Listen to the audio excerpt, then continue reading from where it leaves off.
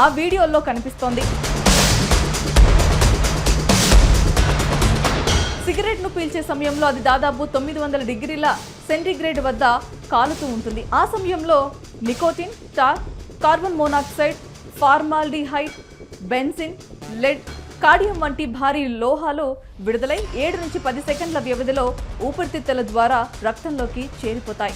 దీంతో ఒక్క పఫ్తోనే 35 నుంచి 65 మిల్లీమీటర్ల హానికర విష రసాయనాలతో నిండిన ప్రమాదకర పొగ నేరుగా బాడీలోకి వెళ్తోంది. అంటే ఒక్క పఫ్తో శరీరం తట్టుకోలేని స్థాయిలో విష పదార్థాలు లోపలికి చేరిపోతాయి.